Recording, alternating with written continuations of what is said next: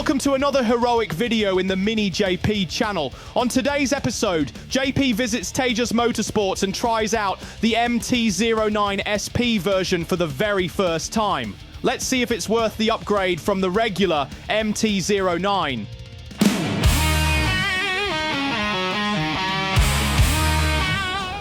Well, hello there in YouTube land and welcome back to the channel. And today we are at the Yamaha demo days here at Highlands, Texas in Tejas Motorsports. And we're about to hop on the MT-09 SP.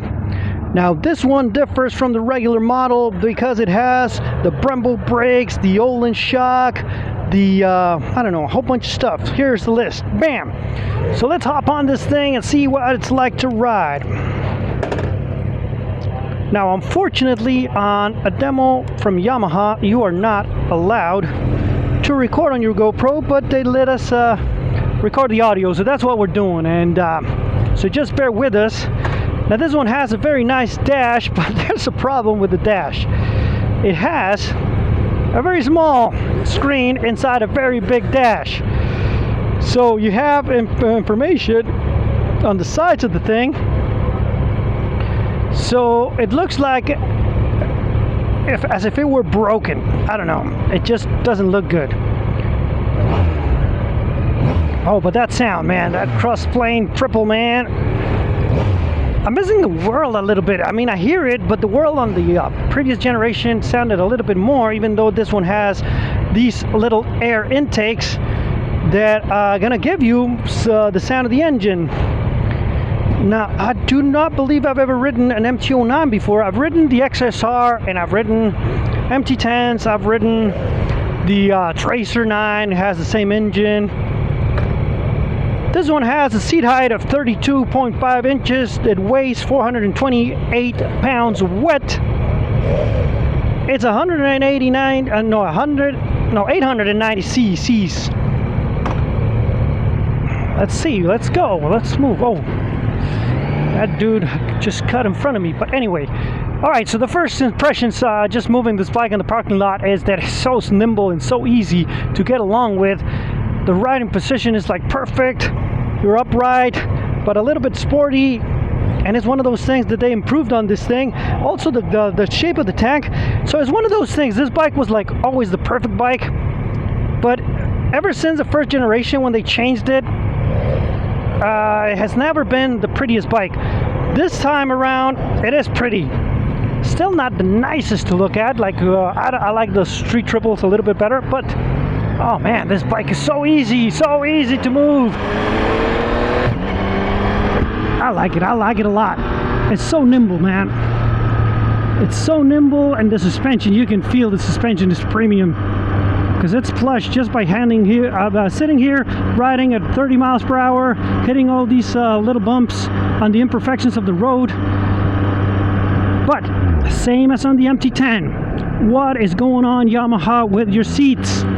I've complained about it last year. I'm going to complain about it this year, and I'm going to keep complaining until you change something about this cushion on the seats. They're made of plywood. They're terrible. Another thing is that I enjoy about the MT-10 a little bit better than this one is that the seat has a little bit more space to move around. This one, you're kind of stuck in this position. I mean, you have a little bit of room, but not as much. And then I remember the first time I rode the Yamaha demos, I rode the MT-10, which was called FZ10. I think it was already MT-10 the first time, but that generation I didn't like it as much as I was expecting. That I already talked about that on the other video. But then I rode the XSR 900 and I fell in love with it. Well, this time around, after the coming down from the MT-10, this bike doesn't feel as good. I mean, it's nimbler, but you don't feel that it's like a lot more nimble than the new MT-10, and that's the issue. The new MT-10 now is very nimble. It feels like a street triple. It just feels very, very lightweight, even though it weighs a lot. So this bike, even though it's a lot lighter, it doesn't feel that way. not as much as I remember the XSR. For some reason, the XSR, the first generation, felt a little bit more lightweight than this bike. So these are the differences in the weight. So maybe it has to do with suspension settings, the rake angle, I don't know. And yeah, I like it. I like the engine. I like the way it feels. But definitely not as peppy as the MT10, which was weird. I was expecting this bike to be a little peppier because it has a 3-cylinder engine as opposed to the 4-cylinder. But that bike is tuned so perfectly for the street. I'm not saying this is a bad bike, because it's not. It's a great bike. And it does feel a lot more premium than the Street Triple R regular R. I've never had a chance to ride the RS though. And that would be the bike that this bike would compete with. The MT10 SP would compete not with the R model from Street Triple, from Triumph, but from the RS model, because it's the up-spec version. And in terms of looks, that bike gets it. Now this bike also has a new system here for the turn signals that I don't really like. Oh, but it just handles a 90-degree corner very easy. No, I think I'm in the wrong mood. Oh yeah, it's in street mode. Let me see if I can change it, because yeah, I felt very slow and not peppy enough. So where is this thing? Those are the lights. Oh, here it is, mode. Alright, so now I'm in sport. Yeah, there it is. There it is.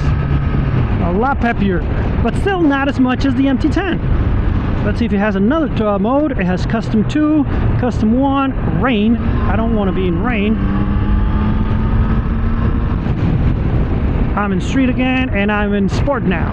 The good thing is, you can just switch it with one button, and that's good. So this is a good bike. It's a great bike, actually. It's one of the best bikes that I've ridden. But there's something lacking on it. And it's not that dash that is so stupid. Because for me, with my OCD, it's giving me headaches. And check out the design and see how it has these angles on the display. I know I'm talking about bullshit here, but it's driving me crazy. And then there's something flashing for some reason.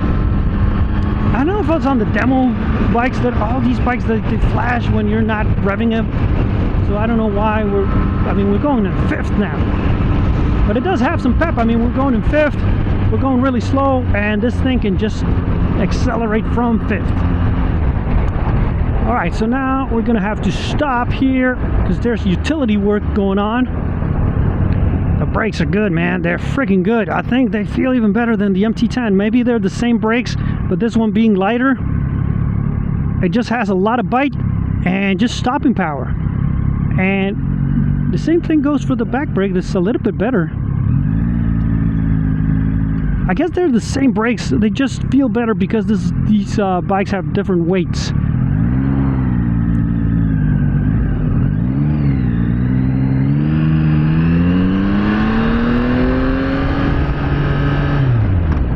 And I like the sound of the engine, but I believe the Triumphs sound a lot better than this one.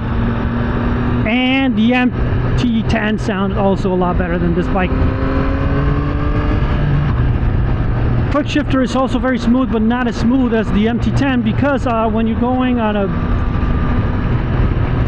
the wrong revolution, it does give you a little bit of jump. That one didn't. On the MT10, you didn't feel that. And I'm talking about MT10 SP. But yeah, this is a good bike. I mean, if you want to have an all-round sporty bike that you can commute on, and then you can go on the twisties and have fun, nice looking bike, yeah, this is a good bike.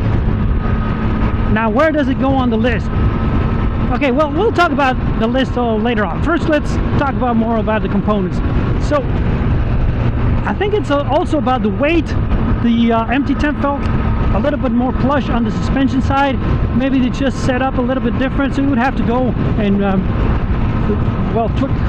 tweak the suspension a little bit to get it to where you want it. For me, this one is a little bit too stiff for this type of road that we're on, but I think it's going to be great for when you're pushing it and you're hitting some corners. We'll see when we get to that one corner that we do on these demos. So another thing, okay, let's talk about now on the of the list. Would we put this bike on the list? Would we put this bike on the list? Well, yeah. Up top of the Street Triple RS, no. No, I mean, I like the way that one feels. Even though I haven't ridden the RS, but just the R version feels a little bit more sporty on the riding position, and the way that one looks is a lot better than this one. Now this one would come up, if you can buy the SP with a new color scheme that they're coming up with, a new white one, that would definitely be the one to get. But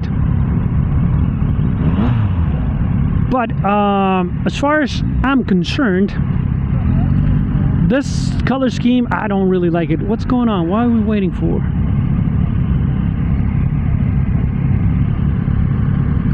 Okay. We're just sitting here. I don't know what's going on.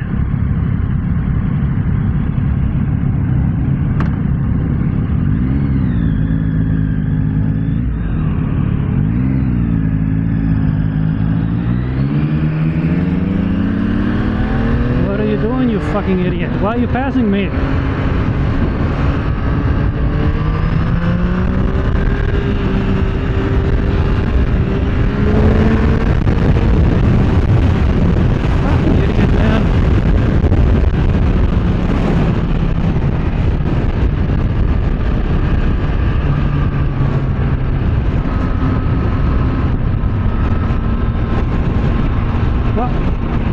Some people, man, they just can't wait until you go.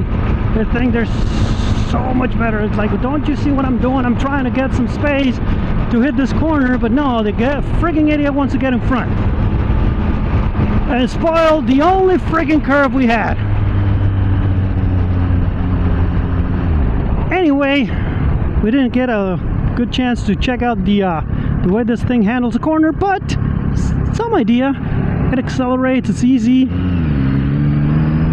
But yeah,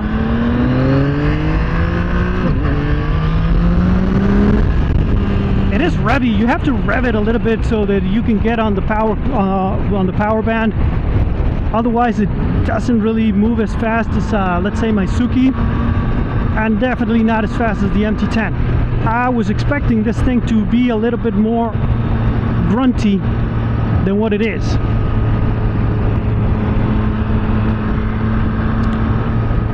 So yeah, MT10 would go now above MT09 again, and then Street Triple would go above. I don't know if it goes above the MT10, because the MT10, I loved it too much, and the problem is the looks of the MT10, man. So I would have to test the RS before I make a decision.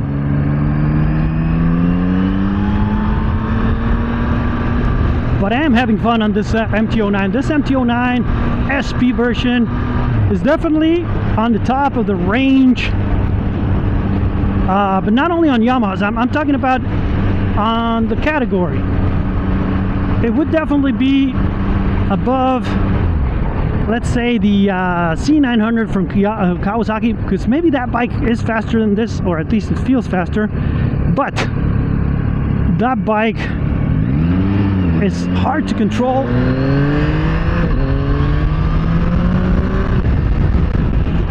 It's a little bit hard to maneuver, hard to control. It's a little bit snatchy, although they say they changed it and it's better. So this thing is a lot easier to get along with. And I think it's also, with this type of suspension, it's going to be better handling and sporty riding. So it's better than the C900. Honda doesn't really have anything to compare it to this. The 650 is a little bit too I don't know, 200 Newton on power, so it drops to a different category. And maybe the new Hornet 1000 will be in the price range, so that would be a good thing to consider. But it's going to depend on if they bring it to the US, and then when they do, let's see if they keep the price competitive, because they do that on every place except when they bring them here. If they bring them here, because Honda, for some reason, well, they know what they're doing, because it's Honda. And then Suzuki also is not making anything that will compete with this thing. The 750 is also outgunned, especially in the realm of electronics. That bike, I love it. It's my first real big bike, and it's, I don't know, I like the riding position on that one a little bit better, even though now this one emulates that one a little bit better, but the tank is narrower than on that one. But I don't think it competes with this bike, because that bike is cheaper, and it doesn't have any electronics except traction control and ABS, and very rudimentary traction control too. But this one, whatever it is, if it's a competition, this one sits a little bit on top of that one. What else? So we said Kawasaki, we said Suzuki, we said Honda. All right, so let's go with the no, not Japanese. We already did the Japanese. Let's talk about the Europeans. Let's talk about Italian bikes. Ducati Monster will be a competition for this bike. This one is faster. This one is better in handling, and that one is a lot more expensive. Or at least these are the price differences. Boom. But character, looks, they go to the Ducati. What else?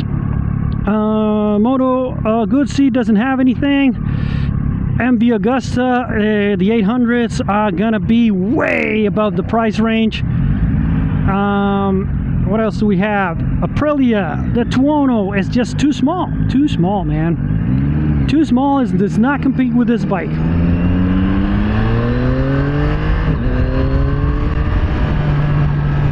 It's a little bit snatchy on first. It wasn't, I mean, the XSR that I rode wasn't snatchy on first gear like this one is. A little bit. Not terrible. And then, so we gone with the Italians, BMW. So BMW has an F900R that everybody sleeps on, and it's just one of those bikes that we need to ride, because I rode the F900XR and I liked it, but it felt cheap for a BMW. So let's check out, because they came up with new things on those two bikes, F900R and the XR. Yeah, the quick shifter is not as good, man. It's not as good. Everybody keeps saying that it's a lot better. Yeah, it's a lot better than the crappy one they had before, but this quick shifter is not good. I mean, it's not bad, but it's still not good. I mean, it's not as premium as the Suzuki's, and it's definitely not as good as the one on the MT-10. So if it's an SP model, you should have something, man.